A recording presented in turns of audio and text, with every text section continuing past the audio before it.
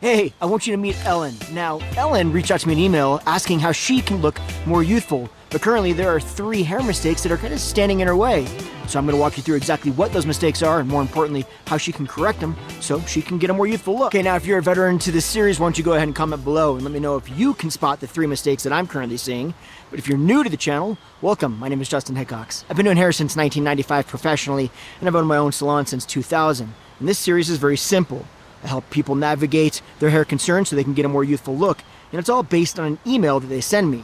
So why don't we read her email? I'm 57 and I feel like I've never been able to nail down what kind of hairstyle would suit my face. I've tried several throughout the years. My hair is fine and I color it a warm/neutral brown. I have a very hard time to get some volume on top. I recently got shorter layers, but I find it's too wide now on the sides and I still don't get the volume, or it doesn't last when I do. I use a curling iron daily to add volume and shape, or else everything is flat, straight, and not flattering. I think my best feature are my eyes, and I would like to minimize my nose. I work out daily, and I like to tie my hair up also. I've tried short hair. It does not suit me. Please help, and thanks again. First of all, Ellen, there's no way you're 57. Babe, do you see your photo?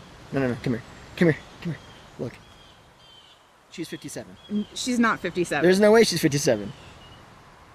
You look amazing. Yeah. All right, with that said, let's get to the mistakes. Not 57, there's no way.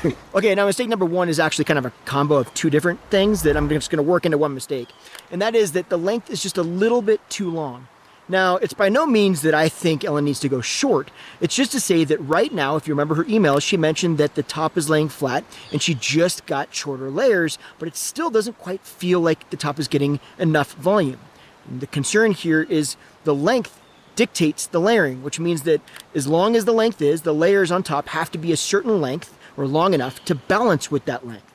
And so in her case, this particular length is forcing those layers to be long enough that they're still a little bit too long for her to create the type of volume that she's looking for. So bringing that length up a little bit will allow us the room to take those top layers a little bit shorter and still have them balance with the length, and she could potentially get a little bit more volume.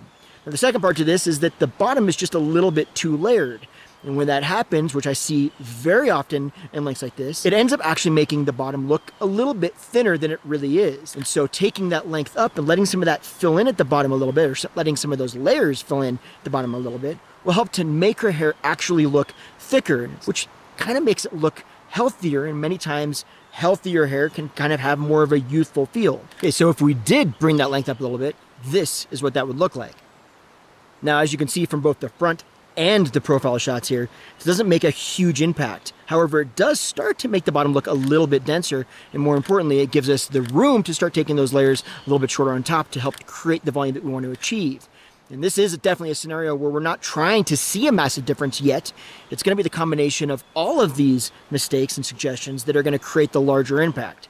So at this point, it's actually kind of a good move to bring that length up a little bit because it doesn't look so different and she won't be horribly uncomfortable with that length change. Oh, and by the way, if you're curious as to why this random dude is out in the middle of the woods talking about hair, I'd say it's a fair question. To be honest, I prefer filming outside and being on hikes rather than in the white walls of my salon. And the way I see it, it's a win-win. You get the same exact knowledge with better views. You're welcome. Okay, now mistake number 2 is that the layers in the front are too long compared to the layers in the back on top. Look at this profile photo right here. You can see that it kind of creates this bob haircut on top, and then the length just kind of hangs here in the back. Now the larger concern with this is that when you layer hair like this, it actually pushes hair forward. So layering in the back, it's gonna push this hair forward, and if there's too much length in the front, it's gonna create the illusion of more weight, and in Ellen's case, more bulk in the front. If you remember in her email, she did mention that she layered the back, but she feels like it still has too much fullness on the sides. And this is partly why that extra length in the front is creating that bulk, and those layers in the back are pushing that bulk forward so that she sees more of it around her face.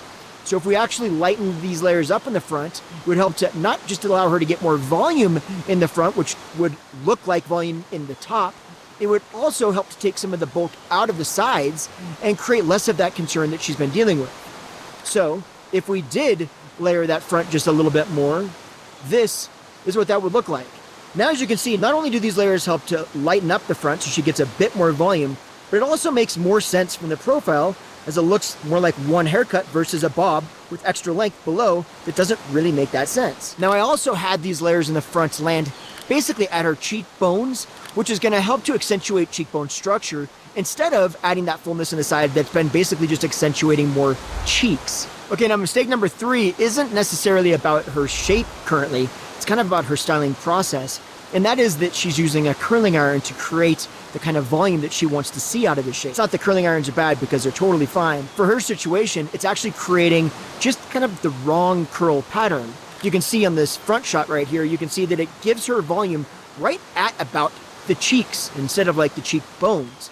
And then it dips in above that right towards the temple area.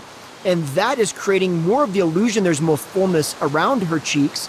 And it's actually taking the volume out of where we want it to be, which is kind of up around the temples. So if we switched up the way that she approached styling her hair, well, it would make a big difference in the overall result that she's getting and where she's creating the volume that she wants to see. Now, we will see a little bit more about what I'm talking about here when we dive into the curveball. So let's do that. But before we do that, I've got one other thing I want to show you, because while that view doesn't suck, this next view is going to suck even less. So let's go there first. Okay, like I said, that does not suck. You can barely see it from here, but this is what that waterfall looks like. Okay, anyway, so let's dive into the curveball section. Now, I wanted to do a couple different things for Ellen, so I've got you 2 curveballs here. And the first one, I wanted to switch the style up just a little bit, but if you remember her email, there are a few things that she mentioned, and I wanted to stay within that realm. Now, one of the things she mentioned was that she does not like the idea of going short. She doesn't feel like it suits her, it doesn't suit her well. And she wants to have enough length to pull her hair up. But as I mentioned before, length does dictate the layers. So we also want to try to create enough volume in the right areas. And so we want to be a little bit careful about going too long, because it's going to make those layers on top probably long enough that they're still a little bit heavy for her. So I decided to switch things up a little bit with the bangs, because you can make a huge impact with just simply the way you switch the bangs around, or if you add or take bangs away. And so I did this. Now I'm going to be real upfront with you here. I'm not 100% on this, but I think the reason that I'm not 100% on this is more because of the photoshopping than it is the way that this kind of bang would actually look on Ellen. I think it actually would look a lot better in real life, so I got to chalk that up a little bit to just poor photoshopping on my side. But this does give us a little bit of opportunity to still be able to get her hair back, but give her a little bit more of a point of interest when her hair is back, so she's got some more kind of face framing going on, and actually landing it right about at the cheekbone, like I said before, does a good job of accentuating more cheekbone structure. So I don't think this would be a terrible idea. I just think maybe the photoshopping looks terrible. But, you know, I'm always curious to hear your opinion, so comment below and let me know. Now, curveball number 2 is a little bit different. In this scenario, I thought, well, we need to switch things up, but again, we are a little bit pigeonholed to a specific length range and style for her, so I switched it up with the way we style her hair.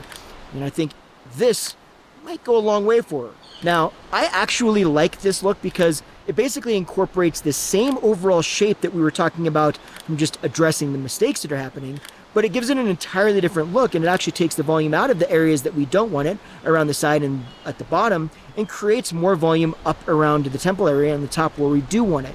So this does give us a little bit of a softer overall look, and it kind of, in my opinion, uses her curling iron, if she's going to continue to use that, a little bit more effectively for what she's trying to achieve in the shape. But you know me, I'm always curious about what you think, so should she do bangs? Do you think I'm crazy? Do you think wavy would be a good option? It still fits within her realm of comfort, but at the same time gives her a completely different look.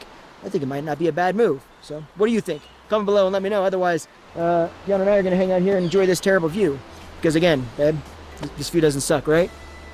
Right. They can't hear you at all. You can't hear her at all. Come over here and tell them that view does not suck.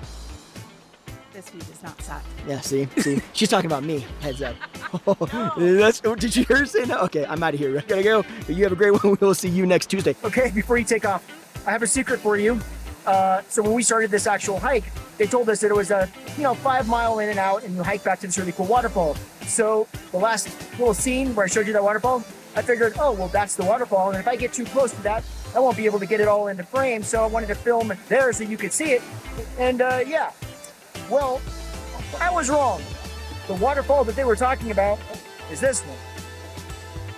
Yeah, it's different. That view definitely does not suck. Yeah. All right, well, now, with that said, there's a subscribe button. It's right here, actually, so hit that button, subscribe, do all the things. And otherwise, I'll see you next week. You have a good one. I'm going to not hang out here and enjoy this horrible scenery. So there's that.